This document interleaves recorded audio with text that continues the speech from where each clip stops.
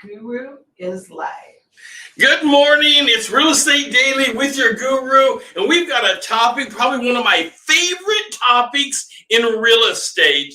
Well, maybe other than a lot of the law stuff. I love to read the law cases. One of my favorite topics in real estate is how to suggest a price for a home.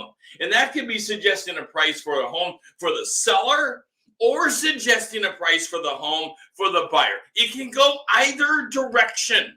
Often when we're talking about suggesting a price for the home, we are talking about from the seller's side. What are we going to go out and list that home at? So a lot of the comments will be about that, but it can go either direction. By the way, good morning. Hope you're having a great morning. I am on fire this morning. It's February. It's my birthday month. And I've already started. My birthday is on February 16th for those who are asking about it. Nobody's asking about my birthday. But in case you wanted to ask about it, birthday's on February 16th. You go ahead and send in the presents and gifts and dollars. All right, sipping a cup of coffee this morning. Let's get going with setting a price for a home. How do you do it? People think that, realtors, all they do is unlock a door and they get paid thousands of dollars. That is so not true. That is not what we do. Oh, okay, we unlock a door. Sure, that's fine. Go ahead and unlock the door. But that's not where the money is. That's not how you're earning your dollars. If that was it, we are doomed as a career. But we're not doomed as a career. The career is stronger than ever before. It's stronger than ever before because the market analysis of how to price a home, whether it's seller or buyer, is more difficult today than it ever has been, probably. Of course, let's remember now, we're in a seller's market. There's very few homes on the inventory. I was looking over the weekend. I've got a client wanting some very specific things. And I thought, oh man, you want these very specific things. And in a market where, there's almost nothing on the market. So I'm looking very deep to get that person the exact home that they want. And of course, we'll pull it off. But wow, it's hard on us, of course. Okay, so let's talk about CMAs, comparative market analysis. What is that? What does it mean? How do you do it? Where do you turn to? There's 1,000 questions when it comes to CMAs. Yet, did you notice that when you studied real estate, they never even talked about CMAs? There's nothing on the exam about CMAs. There's nothing out there to help prepare you mentally for where you're going with pricing a home. This is where your market knowledge comes to play. I'll tell you, the best asset you have, the number one asset you have, are your skills and knowledge of the local market. You can have deep knowledge of the global market. You can know all kinds of things about Panama. You can know all kinds of things about the East Coast of the United States. And these are important things to know. But nothing is going to be better for you and your client as knowing the local market. And I'm talking local, not like in Portland or Seattle, the whole area.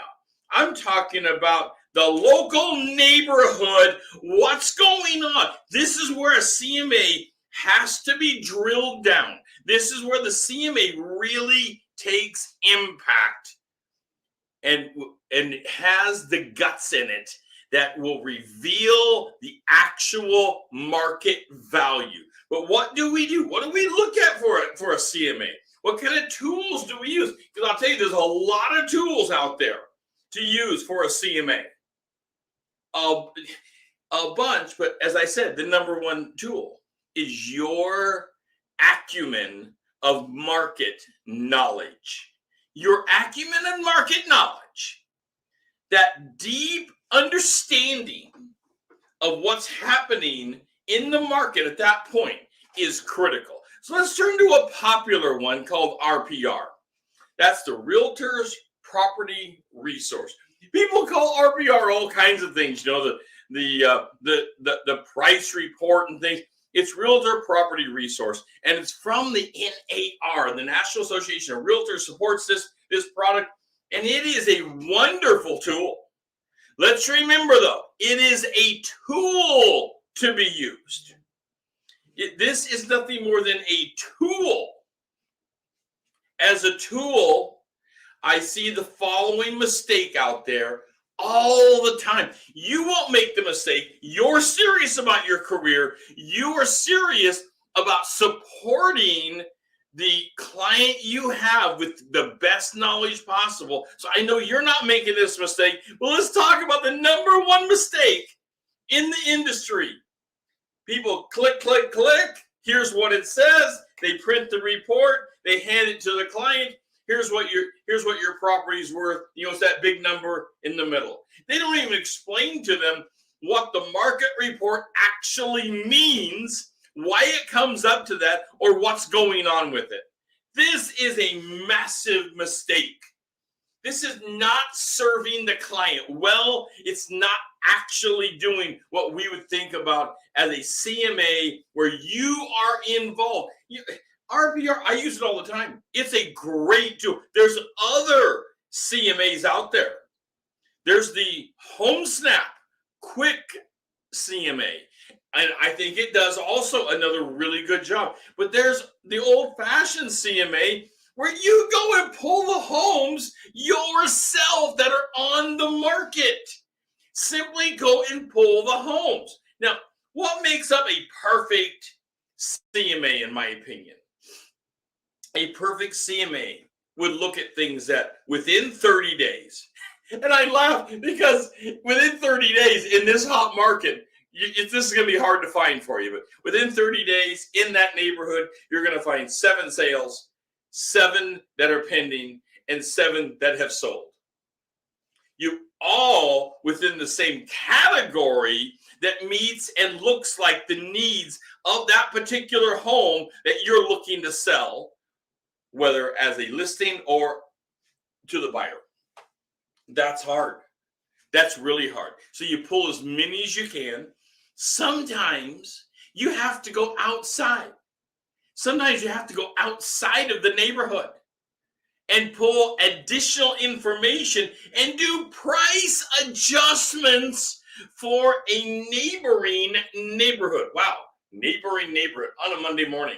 So for a close, a near to neighborhood to where you're at, sometimes you have to do price adjustments because you're pulling things over. There just isn't enough to compare with limited inventory. There just isn't enough. So even after, okay, all of us, well, you should be starting off with a paper review. So 123 Main Street walks in. They want to sell their home. And you do the paper review, the internet, I call it the paper review. You do the report that we can all pull up, the RPR, the HomeSnap, the different reports, and you pull it up to find out what is the likely selling price in that neighborhood.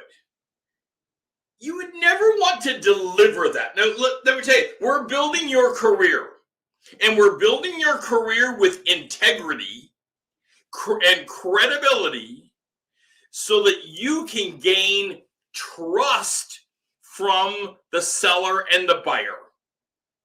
And the only way to do that is to actually work. It takes work. Sorry, it's going to take some work. So 123 Main Street walks in the door. They want you to sell the house. You pull the RPR. You take a look at the HomeSnap. You go and take a look at your own reports. You pull a CMA together. But all of it is a paper review. All of it is simply you're looking at the current reports of the market. What do you do next? You do a tour of the home. That's next. That's always next. You go and do a tour of the actual home. And here's how you do that tour. It is a specific way to do the tour. You do the tour at the front door. You say to the seller, give me a tour of the home and tell me the story of your home as we go through it, as if I was the buyer for your home, interested in buying your home in a serious way, and I want to know all the upgrades of the home and the problems that you're willing to reveal about the home, all the disclosure stuff. So you want to go through the home and learn the story. I call it the story of the home. That's critical. You got to learn the story that's going on about that home. By the way, before we go further on this, join us on social media. Follow us on social media. On social media, we're all over on social media. You can, but please take time and follow us. Also, like us. I absolutely have so much fun on someone liking our show. It really just makes my day.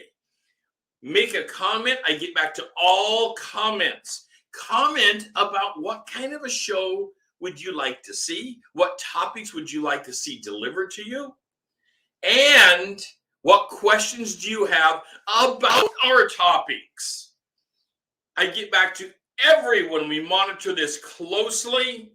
So make your comments, and on YouTube, and you can find us at the link down below on the banner. On YouTube, you need to hit that subscribe button, and that will open up the members only events. The Guru member only events, which this week we are going down the path of the 1 week business plan that will put dollars directly in your pocket. The 1 week business plan, you're not going to want to miss this, where we go deep into building your business in 22. We're not building it for 23, 24, 25. That is to come, of course. But I want to put more money in your pocket as soon as possible. And you do that by hitting the subscribe button and joining us on the Guru members only events. Okay, back over to price. And how do we price something?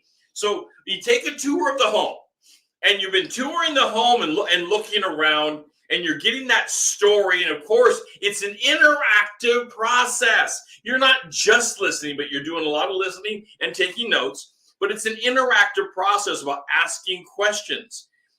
You still are not ready to price the home because you haven't dealt with something that is so large and missed all the time.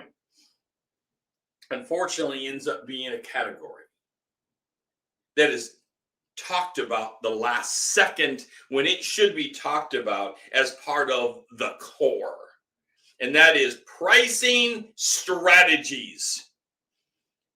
Now, you know the area. You have pulled a paper CMA. You have pulled all of the comparators in the area. Maybe you've had to borrow some comparators from close in near to areas because there just weren't enough comparators for the house that you're trying to price. Okay, I get that. No problem. You took a tour of the home, and you had the owner of the home give you the story of the history of the home. And now you're understanding depth of that home. Let's say the home is worth $400,000. Okay, let's just make that the statement here. Let's say you believe now that the home will likely sell for somewhere near $400,000. That you're getting close in your numbers because you've done a lot of research now. You're pricing the home. You know, you can't just go out there and rely upon Zillow. It's never been meant for that. Zillow is a fun number to look at, by the way. It's always a conversation starter because people all the time are looking at it, and it can be right and wrong, and it can be all over the map. It doesn't matter. It's a conversation starter, as well as all of the internet tools that are out there. But pricing strategies has to be the next conversation that you're having. Now that you have the number and you've done your research, it's the pricing strategies that you have to begin to have the conversation about. First, you have to talk with the owner. What is their timing? What is their timing on getting out of the home? Do they want to just instantly leave? Well, that can be a part of the pricing strategy. Do they have a little time? Now, most people don't need to instantly leave. There are those that need to, but most don't need to instantly leave. A lot of people are willing to wait for the perfect price for them. So one thing you need to talk about is what we call price skimming. By the way, none of these strategies are wrong. They're just different strategies. Because people say, oh, skimming, oh yeah, that's wrong, that's wrong. No, none of them are wrong. There are different strategies to get to the price that's needed for the seller. So there's price skimming. Skimming is where you're going to that top 1% of possibility that the home might be worth. So let's say that you believe it is worth $400,000, but to the right people, it is worth $425,000. But that's really finding the needle in the haystack. And that's price skimming, where you are skimming that top section of price and looking for the needle in a haystack. That is a legitimate thing to do. It's not what most are going to want to do. Even when people they say, well, let's start high, we can always go down. It's one strategy, and it's used often. They start high and then they start on their way down, but they're not doing it on a strategic plan. They didn't do it because they're planning to skim the market. They just started high and thought they would hope to get somebody and work their way down. Your pricing strategy needs to mirror your marketing strategy. Hello, these two things have to mirror together. Today's not about how to market the house, but the two things have to be mirrored together of what's going on. You don't want to go out with a skimming plan and market the home as if it's a fixer. That would be ridiculous. You're hitting the wrong segment of the population. The second type, and there's a lot of strategies, the second type of strategy that's out there is pricing the home well below market value. So going back to our $400,000 house again, let's say we're going to go out for $375,000 or $365,000.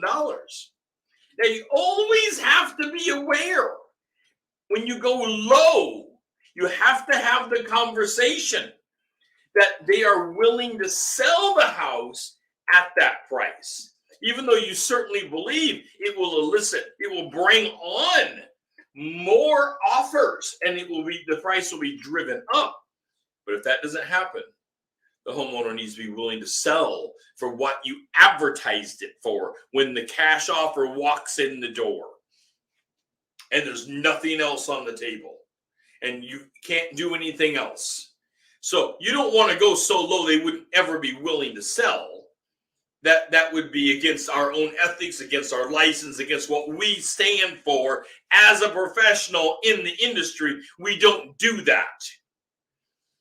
But different types of strategies fit different types of homeowners and different types of buyers. These same strategies can be applied to the buyer with the buyer lens on them. We're just using the selling lens, that's all. All right, location. Location is huge. Location will matter for the home.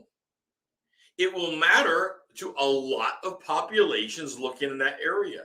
For example, maybe your home sits right behind a gas station. It happens to be the backside of a gas station, and it just doesn't feel as good. Or maybe your home that you're selling is close to a park, and people want to be near the park. See, the point here is that location actually does matter. When we talk about the location, it actually does matter to people. They come and they say, oh, well, this home is too close to certain things in that local area. is simply too close to them or too far away. Now, also, location will have to do with the individual buyer and you can't control that, on how far away or close they are to their own home or other resources like childcare, things like this. By the way, on Facebook, take a moment and hit the like button on Facebook. Take that moment, follow us on Facebook. I would love that. I really enjoy it when you take just a minute and follow us on Facebook. That is so fun. Okay, getting back over to location.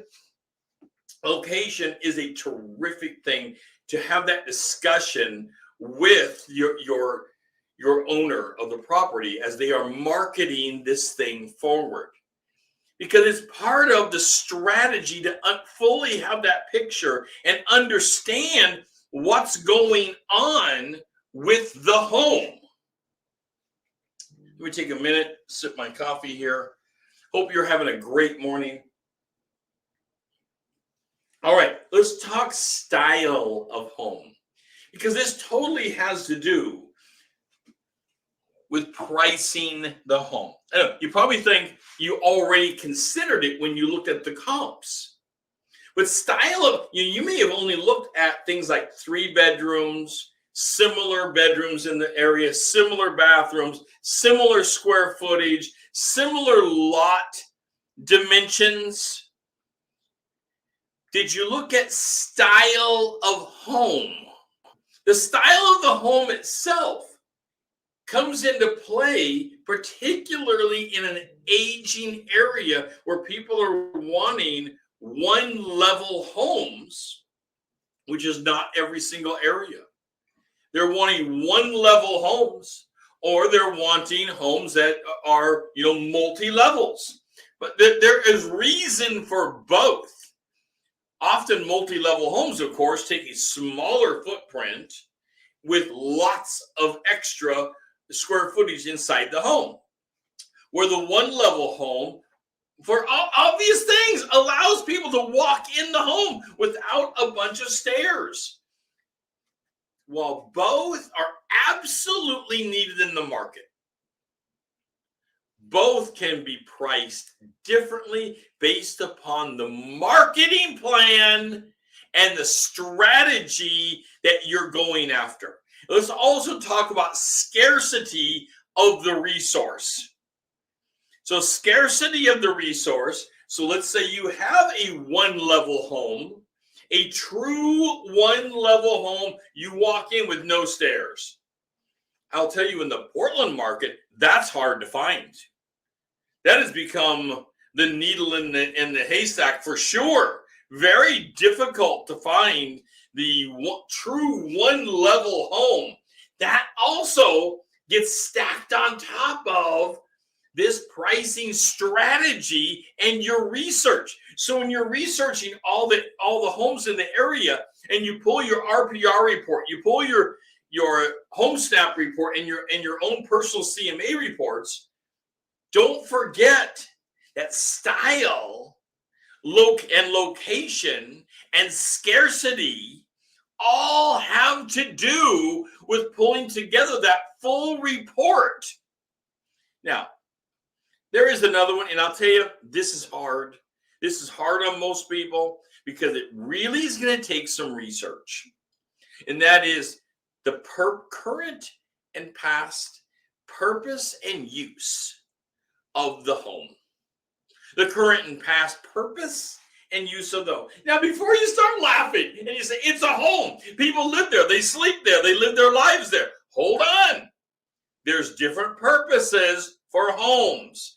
Some homes, and we just sold one last year, had a retail small piece on one front end of the home. It actually was meant that way. It was zoned that way. They can run a small business. And similar homes on that street, all allowed for that type of retail on the front end of that home. You can also have homes that have been used for group homes, other types of businesses that house people in the area. These are all legitimate purposes, but the home itself may be set up for that purpose. And it may have the look of that, which may deter from other comparators in the market. When someone's looking for a private residence, they're not looking for a home when they walk in and it is set up as a group home, because that's a different kind of setup. There's nothing wrong with it. It's just a different kind of setup. And if you're looking to market it that way, you may have to encourage the homeowner to spend a few dollars to remodel the home just slightly to take it away from that look. Otherwise, you will have a look that you're not marketing towards. So recapping here on markets, on pricing strategies. Pricing strategies are really the key to setting that final price. When you're looking to set the price of the home, and today is all about setting the price. The hardest thing, one of the hardest things that we do is actually setting the price and making our marketing match with the pricing strategy that we are going forward on. You don't want to go forward on a marketing plan that is for $1 million home when the home is a fixer-upper. Different strategies, different marketing attempts, different avenues to reach a sale for sure. You might be missing the population and overspending what you needed to spend, or underspending what you needed to spend on a marketing plan if your strategy and marketing don't align. All right, on YouTube, we have a course to build your business.